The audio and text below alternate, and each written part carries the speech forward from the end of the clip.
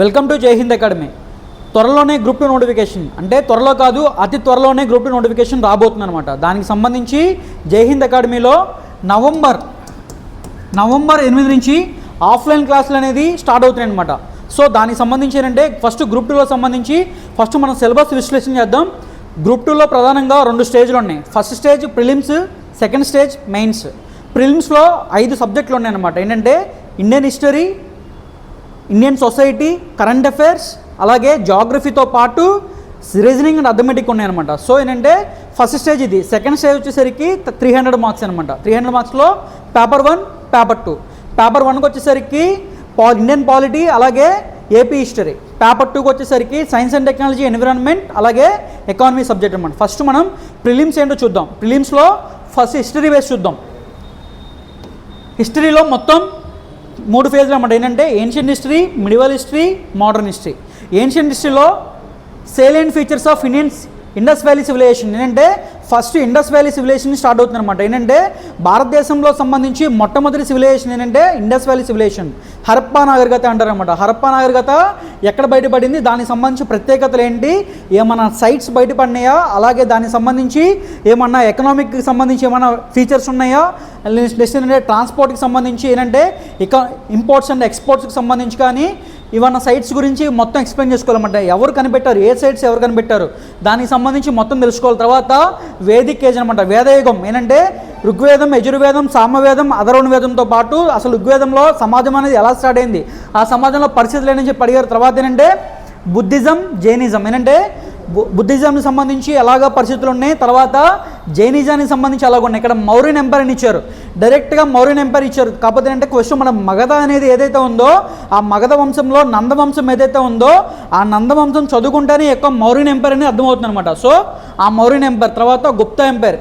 ఇక్కడ మనం ఫోకస్ చేయాల్సింది ఏంటంటే మౌర్యన్ ఎంపైర్, గుప్తా ఎంపైర్లో వాళ్ళు అడిగింది ఏంటంటే socio economic and religious condition. అంటే సామాజిక పరిస్థితులు, ఆర్థిక పరిస్థితులు ఎలాగ ఉన్నాయి, మత పరిస్థితులు ఎలాగ ఉన్నాయి, వాటి మీద మెయిన్గా ఫోకస్ చేయాలి. అలాగే ఆర్ట్ అండ్ కల్చర్ మీద ఎక్కువగా ఫోకస్ చేయాలి. నెక్స్ట్ హర్షవర్ధను, పుష్యభూతి వంశానికి సంబంధించి హర్షవర్ధన్ గురించి చదువుకుంటే సరిపోతుంది.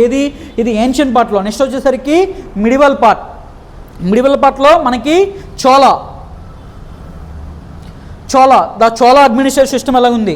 తర్వాత ఫస్ట్ మన ఢిల్లీ సుల్తాన్ గురించి చూసుకుంటే కనుక మనకి భారతదేశంలో అరబ్బుల దండయాత్ర ఎక్కడైతే మనకి స్టార్ట్ అయిద్దో మహమ్మద్ గజనీ, గోరీ మహమ్మద్ చదువుకున్న తర్వాత చదువుకోవాలి. ఏంటంటే కొంచెం డైరెక్ట్గా ఇచ్చారు, అది చదువుకున్న తర్వాతే మనకి ఢిల్లీ సుల్తాన్ అర్థమైంది. ఎందుకంటే ఢిల్లీ సుల్తాన్లో కుతుబుద్దీన్ ఐబక్ వీళ్ళందరూ వస్తారన్నమాట. వీళ్ళందరూ ఎవరంటే గోరీ మహమ్మద్ దగ్గర బానిసలుగా పనిచేశారన్నమాట. వాళ్ళు చదివితేనే మనకి ఢిల్లీ సుల్తాన్ అర్థమయ్యే అవకాశం ఉంటుంది అనమాట. వాళ్ళకి సంబంధించి అలాగే మొఘల్కి సంబంధించి బాబర్, అక్బర్ వీళ్ళకి సంబంధించి నెక్స్ట్ అడ్మినిస్ట్రేషన్ సిస్టమ్ ఎలాగుంది, socio economic and religious conditions ఎలాగున్నాయని చెప్పి అడిగారు. అలాగే లిటరేచర్ అని చెప్పి వాళ్ళకి సంబంధించి కట్టడాల గురించి మనం ఎక్కువగా ఫోకస్ చేయాలి. అలాగే ఏంటంటే భక్తి ఉద్యమం, సూఫీ ఉద్యమం, రామానుజాచార్య, అలాగే రామానుజాచార్య గురించి కానీ మధ్వాచార్యుల గురించి వీళ్ళందరి గురించి ఇక్కడ చదవాల్సి వస్తుంది. నెక్స్ట్ ఏంటంటే మరాఠా ఎంపైర్, ఛత్రపతి శివాజీ గురించి, అలాగే మరాఠా ఎంపైర్కి సంబంధించి మొత్తం వాళ్ళ యొక్క సంబంధించిన విషయాలు మొత్తం చూసుకోవాలి. ఇక్కడ ఏంటంటే అడ్వెంట్ ఆఫ్ యూరోపియన్స్ వచ్చారు. భారతదేశంలో యూరోపియన్స్ అనే వాళ్ళు ఎలాగ వచ్చారు, స్టార్టింగ్ ఎవరి నుంచి వచ్చారు, ఫస్ట్ పోర్చుగీస్ నుంచి స్టార్ట్ అయింది. పోర్చుగీస్, డచ్, బ్రిటిష్, డేన్స్, ఫ్రెంచ్ నుంచి మనకి స్టార్ట్ అయింది అనమాట. అది కూడా మనకి సెకండ్ పార్ట్లో ఇచ్చారు. నెక్స్ట్ ఏంటంటే మోడర్న్ హిస్టరీలో 1857 రివోల్ట్, భారతదేశంలో తిరుగుబాటు ఏదైతే ఉందో 1857 సిపాయిల తిరుగుబాటుని స్టార్ట్ అయింది అనమాట. Rise and consolidation of British power in India. భారతదేశంలో బ్రిటిష్ వాళ్ళు ఎలా వచ్చారు, భారతదేశంలో బ్రిటిష్ వాళ్ళు వచ్చిన దగ్గర నుంచి స్వదేశీ సామ్రాజ్యాలతో ఎలాంటి యుద్ధాలు చేస్తారు అంటే మనం చూసుకోవాలి. ఇక్కడ కర్ణాటక వార్స్, అలాగే మరాఠా వార్స్, ఇవన్నిటికి సంబంధించి చూసుకోవాలి. ఈ యొక్క వార్స్ చూసుకున్న తర్వాత సోషల్ కల్చరల్ స్పిరిట్స్ అంటే next social religious reforms movement. ఏంటంటే మనకి బ్రహ్మ సమాజం, ఆర్య సమాజం, దివ్యజ్ఞాన సమాజం ఉన్నాయి కదా, ఇవన్నిటి గురించి చూసుకుంటానే తర్వాత ఏంటంటే 20th సెంచరీలో మనకి మోస్ట్ ఇంపార్టెంట్ 1885లో ఇండియన్ నేషనల్ కాంగ్రెస్ స్టార్ట్ అయింది అనమాట. ఇండియన్ నేషనల్ కాంగ్రెస్ స్టార్ట్ అయిన దగ్గర నుంచి భారతదేశంలో ఎలాగా అనేది మనకి సంబంధించి సోషల్ మూమెంట్ అంటే మనకు సంబంధించి సోషల్ మూమెంట్స్ కానీ అలాగే భారతదేశానికి సంబంధించి స్వాతంత్ర ఉద్యమం అనేది స్టార్ట్ అవుతుంది అనమాట. ఈ యొక్క స్వతంత్ర ఉద్యమంలో రకరకాల నాయకులు వస్తారన్నమాట. ఏంటంటే అతివాదుల యుగం చూసుకోవాలి, మితవాదుల యుగం చూసుకోవాలి. సంబంధించి భారతదేశంలో ఏంటంటే బెంగాల్ విభజన నుంచి స్టార్ట్ అవుతుంది అనమాట. 1905లో బెంగాల్ విభజన వస్తుంది అనమాట. ఆ బెంగాల్ విభజన నుంచి స్టార్ట్ అవుతుంది అన్నీ. బెంగాల్ విభజన కానీ క్విట్ ఇండియా మూమెంట్ కానీ లాస్ట్లో క్విట్ ఇండియా మూమెంట్ 1947 రివోల్ట్ వరకు ఇచ్చాడు. ఇక్కడ ఏంటంటే మనం చూసుకోవాల్సింది ఏంటంటే రీఆర్గనైజేషన్ పోస్ట్ ఇండిపెండెన్స్ తర్వాత ఇక్కడ యాక్చువల్గా మనం 1947 వరకు ఆపేస్తాం, కానీ సిలబస్లో ఏమో ఎక్స్ట్రా యాడ్ చేశారంటే post independence consolidation and reorganisation with in the country. ఏంటంటే మనకి స్వాతంత్రం వచ్చిన తర్వాత 1956లో వస్తుంది అన్నమాట మనకి స్టేట్ రీఆర్గనైజేషన్ యాక్ట్ అనమాట. దాని స్టేట్ రీఆర్గనైజేషన్ యాక్ట్ ద్వారా భారతదేశంలో ఏర్పడిన ఫస్ట్ స్టేట్ ఏంటంటే మన ఆంధ్రప్రదేశ్లో, అంటే భాషా ప్రాతిపదికన ఏర్పడిన మొదటి స్టేట్ మన ఆంధ్రప్రదేశ్. దాని గురించి మనం ఇక్కడ పూర్తిగా ఎక్స్ప్లెనేషన్ చేసుకోవాలన్నమాట. ఏంటంటే ఇండియన్ హిస్టరీకి సంబంధించి మొత్తం 30 మార్క్స్ ఇచ్చాడనమాట. 30 మార్క్స్లో ఏన్షియంట్ 10 మార్కులు, మిడివల్ 10 మార్కులు, మోడర్న్ 10 మార్కులు, దాన్ని సపరేట్ చేశారు. సో నెక్స్ట్ ఏంటంటే మనకి సంబంధించి జాగ్రఫీలో జనరల్ అండ్ ఫిజికల్ జాగ్రఫీ ఏంటంటే మనకి సంబంధించి ఎర్త్కి సంబంధించి సోలార్ సిస్టమ్ ఎలాగ ఉంది, సోలార్ సిస్టమ్ సంబంధించి, అలాగే భూ చలనాలు ఎలా ఉన్నాయి, చలనాలకు సంబంధించి, అలాగే ఏంటంటే క్లైమేట్ ఎలాగ ఉంది, క్లైమేట్ కాంపోజిషన్ ఎలా ఉంది, మనకి ఓషన్ టెక్నాలజీ అడిగారు. ఏంటంటే ఇదంతా వరల్డ్ హిస్టరీ కింద వస్తుంది. ఓషన్ టెక్నాలజీ ఏంటంటే సముద్రంలో ప్రవాహాలు ఎలాగ వస్తాయని సంబంధించి ఓషన్ కరెంట్స్ గురించి అడిగారు. ఆ తర్వాత దాని సపోజ్గా దాంతోపాటు లింక్ చేసే ఇండియా అండ్ ఆంధ్రప్రదేశ్కి సంబంధించి మేజర్ ఫిజియోగ్రఫీ ఫీచర్స్, భారతదేశానికి సంబంధించి ఏమన్నా అసలు భారతదేశం ఉనికి ఎలాగుంది, భారతదేశం సంబంధించి ఉనికి, అలాగే ఆంధ్రప్రదేశ్ ఉనికి కూడా అడిగారు అనమాట సంబంధించి. అలాగే ఏంటంటే క్లైమేట్ చేంజ్ ఎలా ఉంది, డ్రైనేజ్ సిస్టమ్ ఎలాగుంది. మెయిన్గా మనం ఫోకస్ చేయాల్సింది జాగ్రఫీలో నదుల గురించి మనం మెయిన్గా ఫోకస్ చేయాలి. ఏంటంటే భారతదేశంలో నదులు ఎలాగున్నాయి, అంటే పెరినియల్ రివర్స్ ఉన్నాయి అనమాట. వర్ష ఆధారిత అలాగే వర్ష ఆధారిత నదుల గురించి ఉన్నాయి. నదుల గురించి మనం మెయిన్గా ఫోకస్ చేయాలి. అలాగే సాయిల్స్ గురించి, భారతదేశంలో సాయిల్స్ ఎలాగున్నాయి, సాయిల్స్ గురించి అధ్యయనాన్ని పెడాలజీ అంటారు అన్నమాట. వీటికి సంబంధించి చూసుకోవాలి. వెజిటేషన్ ఎలాగుంది, మెయిన్గా వాడు ఫోకస్ చేసిందంటే డిజాస్టర్ మేనేజ్మెంట్ గురించి మెయిన్గా ఫోకస్ చేశారన్నమాట. డిజాస్టర్ మేనేజ్మెంట్ కూడా ఈ యొక్క 10 మార్కులు ఇచ్చేసాడు. ఏంటంటే ఫిజికల్ జాగ్రఫీలో ఇచ్చేసారనమాట. డిజాస్టర్ మేనేజ్మెంట్ సంబంధించి ఏంటంటే భారతదేశానికి సంబంధించి డిజాస్టర్ మేనేజ్మెంట్ 2005లో వస్తుంది అనమాట. దానికి సంబంధించి మెయిన్గా ఎవరున్నారు ఏంటంటే నెక్స్ట్ ఇప్పుడు సపోజ్ మనకి ఎర్త్క్వేక్ వచ్చింది, ఎర్త్క్వేక్ సంబంధించి మినిస్ట్రీ ఎవరున్నారు, ల్యాండ్ స్లైడ్స్ వచ్చినాయి, ల్యాండ్ స్లైడ్స్కి సంబంధించి మినిస్ట్రీ ఎవరున్నారు, అంటే నేషనల్ డిజాస్టర్ మేనేజ్మెంట్కి సంబంధించి మిటిగేషన్ ఎన్ని టెక్నాలజీ ఉంటాయి, ఫస్ట్ ఏది ఉపయోగిస్తారు అన్నీ మనం చూసుకోవాలన్నమాట. ఇదంతా ఫిజికల్ జాగ్రఫీ. తర్వాత వచ్చేసరికి మనకి ఎకనామిక్ జాగ్రఫీ ఉంటుంది. అంటే భారతదేశంలో ఎకనామిక్ పరంగా ఎలాగున్నాయి, అంటే భారతదేశంలో సపోజ్ భారతదేశానికి సంబంధించి అగ్రికల్చర్ ఎలాగుంది, ఏంటంటే ఇండస్ట్రీ ఎలాగుంది, వీటికి సంబంధించి మెయిన్గా మనం ఫోకస్ చేయాలి. Natural resources and the distribution, భారతదేశంలో న్యాచురల్ రిసోర్సెస్ ఎలాగున్నాయి, వాటికి డిస్ట్రిబ్యూషన్ ఎలా జరిగిందని చెప్పి అడుగుతారు ఇక్కడ. నెక్స్ట్ మనం ఆల్రెడీ చెప్పుకున్నాం అగ్రికల్చర్, ఆగ్రో బేస్డ్ డిస్ట్రిబ్యూషన్ గురించి, అలాగే మేజర్ ఇండస్ట్రీస్ గురించి. ఇక్కడ మనకి మేజర్ ఇండస్ట్రీ గురించి చూసుకుంటే కనుక మనకి పంచవర్ష ప్రణాళికలు వస్తాయి. పంచవర్ష ప్రణాళికలో భాగంగా ఒక్కొక్క పంచవర్ష ప్రణాళికలో ఒక్కొక్క స్టీల్ ఫ్యాక్టరీ అనేది స్టీల్ ఇండస్ట్రీ అనేది ఒక చోట ఏర్పాటు చేయడం, వాటిని మెయిన్గా ఫోకస్ చేయాలి ఈ విషయంలో.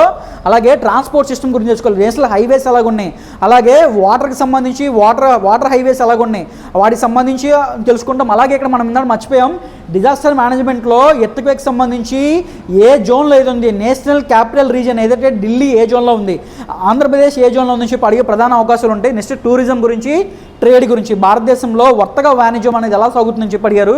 అలాగే హ్యూమన్ జాగ్రఫీ అనగానే మనకు గుర్తు రావాల్సింది అంటే 2011 సెన్సస్ గురించి గుర్తుకు రావాలి. అంటే డెమోగ్రాఫిక్ డివిడెండ్ ఎలాగుంది, భారతదేశంలో పనిచేసే జనాభా వల్ల ఆ దేశానికి కలిగే ఆర్థిక ప్రయోజనాన్ని డెమోగ్రాఫిక్ డివిడెండ్ అంటారనమాట. సో వాటికి సంబంధించి డెమోగ్రాఫిక్ అర్బనైజేషన్ ఎలాగుంది, రేషియల్ ఎలాగుంది, ట్రైబ్స్ ఎలాగున్నాయి, భారతదేశంలో ట్రైబ్స్ ఎలాగున్నాయి, ఏంటంటే ఈశాన్య ప్రాంతాల్లో ట్రైబ్స్ ఎలాగున్నాయి, దక్షిణ భారతదేశంలో ట్రైబ్స్ ఎలాగున్నాయి, ఆ ట్రైబ్స్ గురించి, రిలీజియస్ అండ్ లింగ్విస్టిక్ గ్రూప్స్ గురించి అడిగారు. భారతదేశంలో జాతుల పరంగా అలాగే భాషల పరంగా అనేది సమాజం అనేది ఎలా విడిపోయింది సంబంధించి ఇక్కడ మనం మెయిన్గా ఫోకస్ చేయాల్సింది. జాగ్రఫీ మొత్తం 30 మార్కులు అనమాట. ఏంటంటే హ్యూమన్ జాగ్రఫీ, అలాగే ఎకనామిక్ జాగ్రఫీ, అలాగే ఫిజికల్ జాగ్రఫీ గురించి చదువుకుంటాం మనం ఇక్కడ. నెక్స్ట్ ఏంటంటే నెక్స్ట్ మనం సంబంధించి సొసైటీ ఫస్ట్ ఏంటంటే స్ట్రక్చర్ ఆఫ్ ఇండియన్ సొసైటీ కూడా మొత్తం 30 మార్కులకి ఇస్తున్నారు అనమాట. ఏంటంటే ఇప్పుడు దాకా మన సొసైటీ అనేది గ్రూప్ 2 ఏపీబీఎస్సీలో లేదు, ఈ సంవత్సరం కొత్తగా దీన్ని ఇంట్రడ్యూస్ చేయడం జరిగింది అనమాట. దానిలో భాగంగానే ఫస్ట్ మనకి ఫ్యామిలీ వస్తుందన్నమాట. ఏంటంటే భారతదేశంలో సమాజం అనేది ఎలా స్టార్ట్ అయింది, సమాజ నిర్మితి ఎలా స్టార్ట్ అయింది, ఏంటంటే ఫస్ట్ ప్రధానంగా సమాజానికి కావాల్సింది అంటే ఫ్యామిలీ అంటే అది ఉమ్మడి ఫ్యామిలీయా, అంటే ఏకకేంద్ర ఫ్యామిలీయా, ఉమ్మడి ఫ్యామిలీ అని చెప్పి చదువుకోవాల్సింది. భారతదేశంలో మ్యారేజ్లు అనేది ఎలా ఉంది, మ్యారేజెస్ సంబంధించి మొత్తం టోటల్గా భారతదేశంలో మ్యారేజ్ సంబంధించి యాక్ట్లు ఏమున్నాయి, ఏంటంటే హిందూ వివాహ చట్టం, అలాగే ముస్లిం పర్సనల్ చట్టం గురించి ఉంది, ప్రత్యేక వివాహ చట్టం కూడా ఉంది. వీటి గురించి ప్రధానంగా అధ్యయనం చేయాల్సి వస్తుంది. తర్వాత కిన్షిప్ గురించి చదువుకోవాల్సింది. క్యాస్ట్, భారతదేశంలో క్యాస్ట్ అనేది ఎలా వచ్చింది, క్యాస్ట్ అనేది ఎలాగా డెవలప్ చెందుకుంటూ వచ్చింది అన్నమాట. ప్రస్తుతానికి క్యాస్ట్ అనేది మనం అవునన్నా కాదన్నా కూడా క్యాస్ట్ అనేది ప్రస్తుతానికి దానికి ఒక సిగ్నిఫికెన్స్ ఉందన్నమాట. ఏంటంటే క్యాస్ట్ అనేది మనం ఎవరన్నా కాదన్నా ప్రస్తుతానికి సమాజంలో పట్టి బీడుస్తున్న ఒక రుగ్మతలా చెప్పుకోవచ్చు అనమాట. క్యాస్ట్ అనేది నెక్స్ట్ ట్రైబ్స్. భారతదేశంలో ట్రైబ్స్ ఏమున్నాయంటే మనం ఆల్రెడీ చెప్పుకున్నాం ట్రైబ్స్ గురించి. అలాగే రిలీజియన్ అండ్ ఉమెన్ గురించి భారతదేశంలో ఉమెన్ యొక్క పరిస్థితి ఎలాగ ఉంది, ఆ ఉమెన్కి సంబంధించి ఏమన్నా మనం పథకాలు తీసుకొస్తామని చెప్పి ప్రధానంగా ఫస్ట్ వాటి గురించి ఏంటంటే ఇండియన్ సొసైటీ గురించి టార్గెట్ చేశారు. ఆ తర్వాత మనం ఏదైతే అనుకుంటున్నామో ఫ్యామిలీ గురించి కానీ, మ్యారేజ్ గురించి కానీ, క్యాస్ట్ గురించి అవి ఎదుర్కొన్న సమస్యల గురించి అడిగారు. Social issues. భారతదేశంలో క్యాస్ట్ గురించి మనం మాట్లాడుకున్నాం ఫస్ట్ టాపిక్లో. నెక్స్ట్ ఏంటంటే క్యాస్టిజం గురించి మాట్లాడుతున్నాం. క్యాస్టిజం అలాగే కమ్యూనలిజం.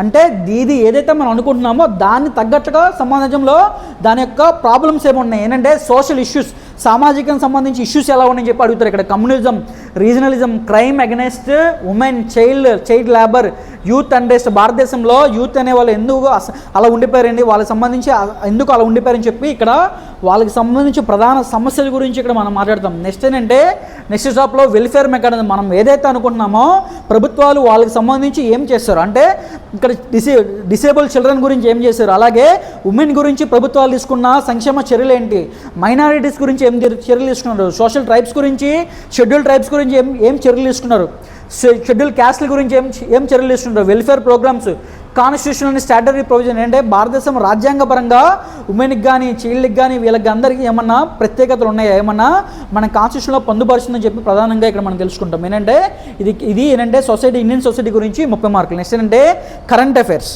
నెక్స్ట్ మనకి మెయిన్ ఫోకస్ కరెంట్ అఫైర్స్ కూడా నీట్గా ఇచ్చారన్నమాట. ఏంటంటే ఇంటర్నేషనల్ పరంగా ఏమున్నాయి, స్టేట్ పరంగా ఏమున్నాయి, ఇండియా పరంగా ఏమున్నాయి. ఏంటంటే ఇంటర్నేషనల్ రిలేషన్స్ చూసుకోవాలి, నేషనల్ పరంగా ఇంపార్టెన్స్ ఏం తీసుకోవాలి, ఆంధ్రప్రదేశ్ సంబంధించి కరెంట్ అఫైర్స్ ఏంటంటే ప్రతిరోజు మనకు సంబంధించి ఇది ఆల్రెడీ మనకి ప్రతిరోజు వీడియోస్ రావడం జరుగుతుందన్నమాట. ప్రతిరోజు సాయంత్రం 7 గంటలకి జై హింద్ అకాడమీ యూట్యూబ్ ఛానల్ దాన్ని చూసుకోవచ్చు అనమాట ఈ సంబంధించి కరెంట్ అఫైర్స్ అనేది. నెక్స్ట్ ఏంటంటే మనకి మెయిన్గా 5th టాపిక్ ఏంటంటే mental ability. Next 5th topic వచ్చేసరికి మెంటల్ ఎబిలిటీ మొత్తం 30 మార్కులకి సంబంధించి. ఈ మెంటల్ ఎబిలిటీ కూడా వాళ్ళు క్లారిటీగా ఇచ్చాడు. Logical reasoning, mental ability, basic numeracy. ఏంటంటే basic numeracy number system, order of magnitude, averages, ratio, proportions, percentages, simple and compound interest, time and work, అలాగే time and distance, data analysis ఖచ్చితంగా 5 marks ఇస్తాడనమాట. Data analysis అనేది ఏంటంటే ఇది వచ్చి basic న్యూమరసీకి సంబంధించి. అలాగే ఏంటంటే mental ability, number series, letter series, odd man out, coding and decoding, problems relative relations, shapes and their sections. ఇది ఒక 10 మార్క్స్ అనమాట. నెక్స్ట్ ఏంటంటే నెక్స్ట్ టాపిక్ ఏంటంటే statement and assumptions, statement and argument, statement and conclusion and statement of course of action. ఇది ఒక 4 విభాగాలు. ఏంటంటే ఇది వచ్చేసరికి ప్రిలిమ్స్కి సంబంధించి మొత్తం 150 మార్కులు. ఏంటంటే మనకి సంబంధించి నెగిటివ్ మార్క్ కూడా ఉంది, 1/3 అనేది నెగిటివ్ మార్క్ కూడా ఉందన్నమాట. సో నెక్స్ట్ ఏంటంటే మెయిన్స్కి సంబంధించి ఫస్ట్ పేపర్ ఏంటంటే ఏపీ హిస్టరీ నుంచి స్టార్ట్ అవుతుంది అనమాట. ఏపీ హిస్టరీలో ఫస్ట్ ఏముందంటే ఎక్కడి నుంచి స్టార్ట్ అవుతుందంటే ప్రీ హిస్టారిక్ కల్చర్స్ గురించి స్టార్ట్ అవుతుంది. ప్రీ హిస్టారిక్ కల్చర్స్ అంటే ఆంధ్రప్రదేశ్కి స్పెసిఫిక్గా మనం చూసుకోవాల్సింది ఇక్కడ ఆంధ్రబంధం గురించి చూసుకోవాలన్నమాట. ఏంటంటే ఆంధ్రబంధం సంబంధించి ఒక కల్చర్ అనేది ఎక్కడ స్టార్ట్ అయింది, ఎక్కడి నుంచి స్టార్ట్ అయిందని చెప్పాడు. ఇక్కడ మనం చూసుకోవాల్సిందంటే అంతకుముందు టాపిక్లో మనకి ఏపీ సంబంధించి జాగ్రఫీ పార్ట్ అడిగేవాళ్ళు, కానీ ఈ సంవత్సరం ఏంటంటే జాగ్రఫీ పార్ట్ అడగలేదు. స్టార్టింగ్గా మనం చూసుకోవాల్సింది ప్రీ హిస్టారిక్ కల్చర్స్ గురించి అడిగాడు. నెక్స్ట్ ఏంటంటే శాతవాహనాల గురించి చూసుకోవాలి. ఏంటంటే గౌతమిపుత్ర శాతకర్ణికి సంబంధించి కానీ, ఏంటంటే గౌతమి బాలశ్రీకి సంబంధించి కానీ ఇవన్నీ చూసుకోవాలన్నమాట. వాళ్ళకి సంబంధించి శాసనాలు మెయిన్గా చూసుకోవాలి. మొదటి రాజు ఎవరు, ఇంపార్టెంట్ రాజు ఎవరు, ఏంటంటే గొప్ప రాజు ఎవరి గురించి అడుగుతారన్నమాట. ఏంటంటే గౌతమిపుత్ర శాతకర్ణి గురించి మాట్లాడుకోవాలి. అతను ఎన్నో రాజు గురించి అడుగుతారు. వాళ్ళకి సంబంధించి సోషల్ కండిషన్స్ ఎలాగున్నాయి, సమాజంలో పరిస్థితులు ఎలాగున్నాయి, ఎకనామిక్ కండిషన్స్ ఎలాగున్నాయి సంబంధించి ప్రధానంగా మనం చూసుకోవాల్సి వస్తుంది. నెక్స్ట్ ఇక్ష్వాకుల గురించి అడగాలి. ఇక్ష్వాకుల గురించి చూసుకునే సోషియో ఎకనామిక్ పరిస్థితులు ఎలాగున్నాయని చెప్పి మనం ప్రధానంగా చూసుకోవాల్సి వస్తుంది. వాళ్ళకి సంబంధించి ఆర్ట్ అండ్ కల్చర్, విష్ణు కుండిల గురించి అడిగారు. తర్వాత ఏంటంటే వేంగి చాళుక్యుల గురించి అడిగారు. మనకి సంబంధించి ఏలూరు దగ్గర ఉంటారు మన వేంగి చాళుక్యులు. వీళ్ళకి సంబంధించి సొసైటీ ఎలాగుంది, రిలీజన్ ఎలాగుందని చెప్పి అడిగారు. తెలుగు లాంగ్వేజ్ గురించి అడిగారు, ఆర్ట్ అండ్ కల్చర్ గురించి అడిగారు. ఇదొక ఫస్ట్ పార్ట్ అనమాట. నెక్స్ట్ ఏంటంటే ఆ తర్వాత అడిగింది మనకి 11th సెంచరీ 16th సెంచరీలో ఏంటంటే మనకి సంబంధించి ఏంటంటే సుల్తాన్లు వస్తారు అన్నమాట. ఏంటంటే గోల్కొండ సుల్తాన్లు, కుతుబ్ షాహీల గురించి చదువుకోవాలి. నెక్స్ట్ ఏంటంటే కాకతీయుల గురించి ప్రధానంగా మనం కాన్సన్ట్రేషన్ చేయాల్సి వస్తుంది. మన కాకతీయుల గురించి, వీళ్ళందరి గురించి. నెక్స్ట్ ఏంటంటే growth and Telugu language, art and culture సంబంధించి Andhra Pradesh between 11th and 16th century మధ్యలో ఏం జరిగింది అంటే వీళ్ళకి సంబంధించి విజయనగర సామ్రాజ్యం గురించి మనం ప్రధానంగా ఫోకస్ చేయాల్సి వస్తుంది. కాకతీయుల గురించి కానివ్వండి, నెక్స్ట్ కుతుబ్ షాహీల గురించి ప్రధానంగా మనము ఫోకస్ చేయాల్సి వస్తుంది అనమాట. నెక్స్ట్ ఏంటంటే మనకి అడ్వెంట్ ఆఫ్ యూరోపియన్స్, భారతదేశంలో యూరోపియన్స్ ఎలాగ వచ్చారో ఆంధ్రప్రదేశ్కి కూడా యూరోపియన్స్ ఎలా వచ్చారు, అలా సంబంధించి వీళ్ళకి సంబంధించి ట్రేడింగ్ పాయింట్స్ ఎక్కడ ఉన్నాయి అంటే ఫస్ట్ భారతదేశానికి వచ్చేవాళ్ళు ఎవరంటే ఫస్ట్ వచ్చేది పోర్చుగీస్, కానీ ఇక్కడ డచ్ వాళ్ళు రావడం జరిగింది అనమాట. అది మనం ప్రధానంగా చూసుకోవాల్సి వస్తుంది. డచ్, బ్రిటిష్ అలా రావడం స్టార్ట్ అయింది అనమాట. అలా వచ్చిన తర్వాత వాళ్ళకి సంబంధించి కంపెనీ, ఈస్ట్ ఇండియా కంపెనీ ఏదైతే ఉందో అది ఎలాగా వచ్చింది. 1857 రివోల్ట్ అనేది సేమ్ భారతదేశంలో ఏవైతే జరిగినాయో అవి ఆంధ్రప్రదేశ్లో ఏమేమి జరిగినాయి సంబంధించి మనం 1857 రివోల్ట్ గురించి అక్కడ చదువుకుంటాం మెయిన్గా. మళ్ళీ అది కూడా ఇక్కడ 1857 రివోల్ట్ కూడా ఆంధ్రప్రదేశ్ పాయింట్ ఆఫ్ వ్యూ ఏం జరిగింది, అలాగే సోషియో ఎకనామిక్ కల్చర్స్ ఎలా జరిగినాయి అలాగే సంబంధించి, అలాగే మనకి గ్రోత్ ఆఫ్ నేషనల్ మూమెంట్ ఏదైతే ఉందో దాని గురించి చదువుకుంటాం. 1885 నుంచి 1947 మధ్యలో సోషలిజం, కమ్యూనిస్ట్ గురించి ఉద్యమాలు, అలాగే జమీందారీ సంబంధించి కిసాన్ మూమెంట్స్ గురించి కూడా చూసుకుంటాం. అలాగే growth of national poetry, revolution literature, నాటక సమితులు అంటే ఉమెన్ పార్టిసిపేషన్, నాటక సమాజం సంబంధించి మొత్తం ఇక్కడ మనం చూసుకోవాల్సి వస్తుంది. నెక్స్ట్ ఏంటంటే origin growth of Andhra movement ఏంటంటే మనకి సంబంధించి ఆంధ్ర మహాసభలు ఏదైతే ఉన్నాయో ఆంధ్ర మహాసభల గురించి చదువుకుంటాం. తర్వాత ఏంటంటే ప్రామినెంట్ లీడర్స్ గురించి చదువుకుంటాం. తర్వాత ఏంటంటే events leading to formation of Andhra state ఏంటంటే ఆంధ్ర రాష్ట్రం ఎలా ఏర్పడింది 1953 సందర్భంలో ఆంధ్ర రాష్ట్రం గురించి ప్రత్యేకంగా మనం చూసుకోవాల్సి వస్తుంది. ఏంటంటే న్యూస్ పేపర్స్ గురించి, role of newspapers, role of గ్రంథాలయ ఉద్యమం గురించి కూడా ఇక్కడ మనం చూసుకోవాల్సి వస్తుంది. నెక్స్ట్ ఏంటంటే 5th పాయింట్ ఏంటంటే event leading to formation of Andhra Pradesh state ఏంటంటే విశాలాంధ్ర మూమెంట్ గురించి, విశాలాంధ్ర మహాసభల గురించి చూసుకోవాలి. అలాగే స్టేట్ రీఆర్గనైజ్ కమిషన్ గురించి చూసుకోవాలి. ఏంటంటే మనకి జేవీపీ కమిటీ గురించి కానీ వీటి గురించి ప్రధానంగా ఫోకస్ చేయాల్సి వస్తుంది. ఆ తర్వాత ఏంటంటే రికమెండేషన్స్ ఏమని చేసినాయి ఏంటంటే జెంటిల్మెన్ అగ్రిమెంట్ గురించి, అలాగే సోషల్ కల్చరల్స్ మూమెంట్ 1956 నుంచి 2014 నుంచి ఎవరు వచ్చి ఏంటంటే సీఎంల గురించి చదువుకోవాలి, వాళ్ళ సంబంధించిన సందర్భంలో ఏం చేశారు మనకి. అలాగే మనం ప్రధానంగా జెంటిల్మెన్ అగ్రిమెంట్ అలాగే ఉంది. నెక్స్ట్ ఏంటంటే శ్రీబాగ్ గొడంబిక మీద క్వశ్చన్ లేకుండా పేపర్ కూడా లేదు, అదొకసారి చూసుకోవాలి. ఆ తర్వాత ఏంటంటే నెక్స్ట్ మెయిన్స్లో పేపర్ 1లో సెకండ్ పార్ట్ భారతదేశానికి సంబంధించి రాజ్యాంగం, కాన్స్టిట్యూషన్ గురించి ఉంటుంది అనమాట. ఆ కాన్స్టిట్యూషన్లో కూడా వీరు 5 పార్ట్లు ఇచ్చారన్నమాట. ఏంటంటే నేచర్ ఆఫ్ ఇండియన్ కాన్స్టిట్యూషన్ ఎలాగుంది, కాన్స్టిట్యూషన్ డెవలప్మెంట్ ఎలా జరిగింది, సేలియెంట్ ఫీచర్స్ ఆఫ్ ఇండియన్ కాన్స్టిట్యూషన్ ఎలాగుంది, ఏంటంటే భారతదేశానికి సంబంధించి రాజ్యాంగంలో ఏంటంటే ముఖ్యమైన సంఘటనలు ఏమన్నా ఏంటంటే వాటి గురించి, అలాగే ప్రియంబల్ గురించి, భారతదేశానికి సంబంధించి పీఠిగా అంటారనమాట. ఈ ప్రియంబల్కి సంబంధించి హిస్టరీ మొత్తం చూసుకోవాలి. అలాగే fundamental rights, directive principles of state policies, అలాగే ఫండమెంటల్ డ్యూటీస్ గురించి చూసుకోవాలి.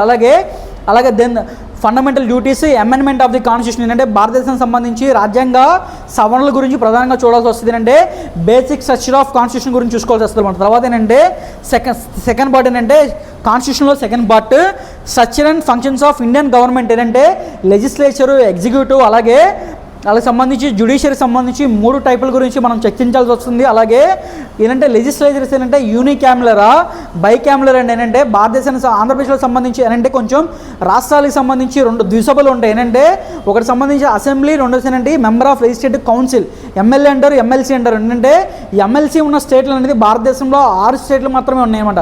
వాటి గురించి ప్రత్యేకంగా చర్చించాల్సి వస్తుంది. అలాగే అంటే పార్లమెంటరీ గురించి కూడా, జ్యుడిషియల్ రివ్యూ గురించి కూడా మనం, జ్యుడిషియల్ యాక్టివిజం గురించి కూడా ఈ పార్ట్లో మనం చర్చించాల్సి వస్తుంది అన్నమాట. ఆ తర్వాత ఏంటంటే distribution legislative executive powers between అంటే భారతదేశంలో ఏంటంటే కేంద్ర ప్రభుత్వానికి రాష్ట్ర ప్రభుత్వానికి మధ్యలో అధికార విభజన ఎలా జరిగింది, ఆ అధికార విభజన గురించి ఇక్కడ మనం చూసుకోవాల్సి ఏంటంటే legislative, administrative, financial relations between union and states ఏంటంటే మనకి ఫైనాన్షియల్ కమిషన్ గురించి, మనకి ఫైనాన్స్ కమిషన్ ఆర్టికల్ 280లో చెప్పింది అనమాట. ఏంటంటే సెంట్రల్ దగ్గర ఏదైతే ఫండ్స్ ఏవైతే ఉన్నాయో వాటికి సంబంధించి రిలేషన్ అంటే ఒక కేంద్ర ప్రభుత్వం ఎలాగ డిస్ట్రిబ్యూట్ అవ్వాలి, రాష్ట్ర ప్రభుత్వానికి ఎలాగ డిస్ట్రిబ్యూట్ అవ్వాలి, అలాగే హ్యూమన్ రైట్స్ కమిషన్ గురించి, అలాగే లోకాయుక్త గురించి అడిగారంట.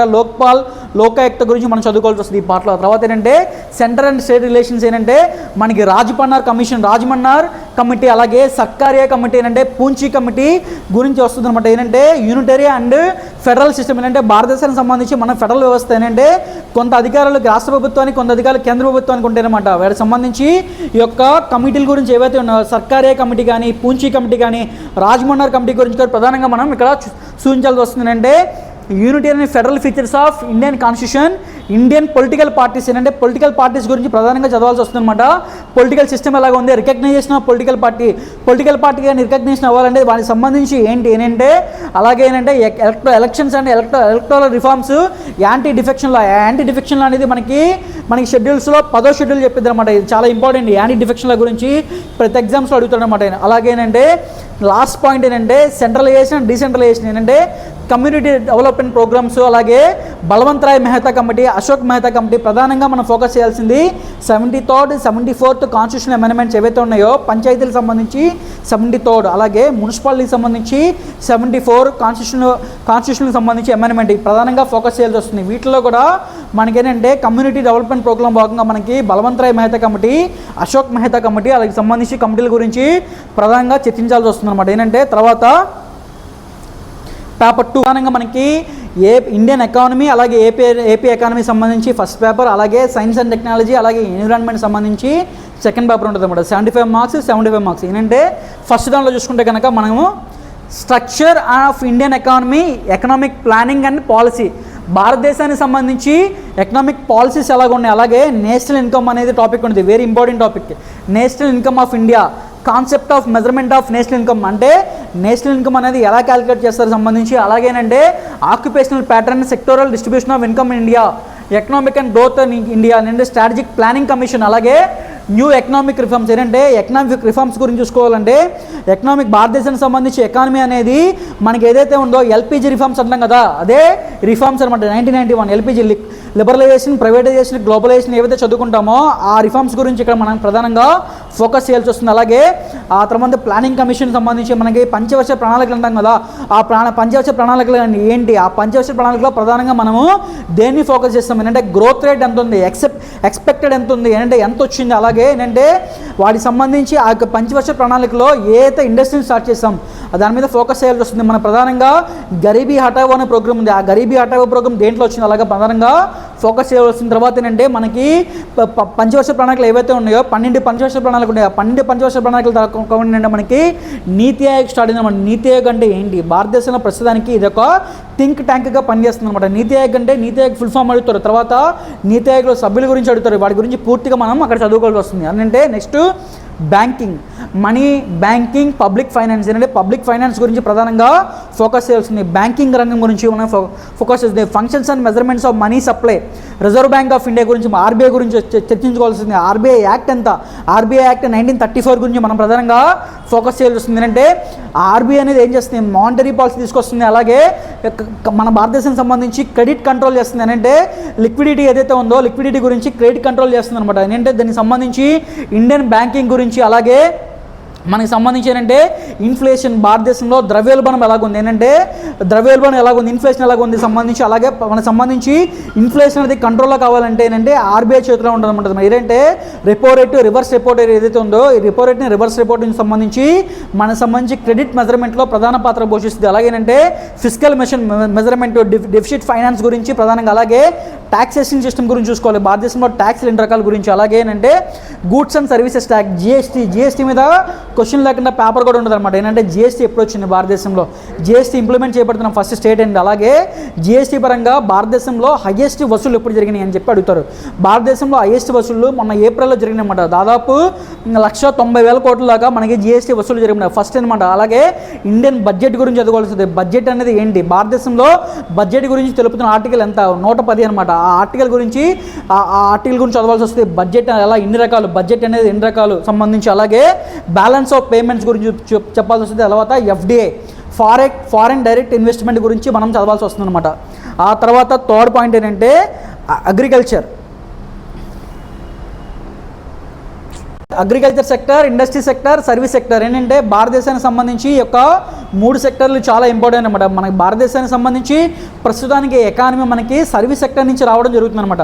ఆ సర్వీస్ సెక్టర్ చూసుకోవాలి. ఫస్ట్ మనకి భారతదేశం స్టార్టింగ్లో ఏర్పడిన తర్వాత ఏంటంటే మనకి స్వతంత్రం వచ్చిన కొత్తల్లో మన ఎకానమీ మొత్తం అగ్రికల్చర్ ఎకానమీ ఉండేది. ప్రస్తుతానికి మన ఎకానమీ సర్వీస్ సెక్టర్ బేస్లో వెళ్ళిపోతుంది అనమాట. దాని ప్రకారం భారతదేశంలో ఇండియన్ అగ్రికల్చర్ ఎలాగుంది, క్రాపింగ్ ప్యాటర్న్ ఎలాగుంది, అగ్రికల్చర్ ప్రొడక్షన్ ఎలా ఉంది, productivity of agriculture finance and marketing planting in India, భారతదేశంలో క్రాపింగ్ ప్యాటర్న్ ఎలా ఉంటుందని సంబంధించి, అగ్రికల్చర్ సంబంధించి ఉన్న మెజర్మెంట్స్ ఏమైనా ఉన్నాయి, ప్రొడక్షన్ ఎలా జరుగుతుందని చెప్పి చూపించుకోవాలి. అలాగే మార్కెటింగ్ ఎలా చేసుకోవాలి, issues initiatives of agriculture policy and policy in India, MSP minimum support price గురించి ఎలా ఉంది, ప్రొక్యూర్మెంట్ ఎలా చూసుకోవాలి, అలాగే డిస్ట్రిబ్యూషన్ గురించి ప్రధానంగా మనం ఫోకస్ చేయాల్సి వస్తుంది. తర్వాత ఏంటంటే ఇండస్ట్రియల్ డెవలప్మెంట్ ఏంటంటే న్యూ ఇండస్ట్రియల్ పాలసీ ఎప్పుడు వచ్చింది, 1891లో వస్తుంది.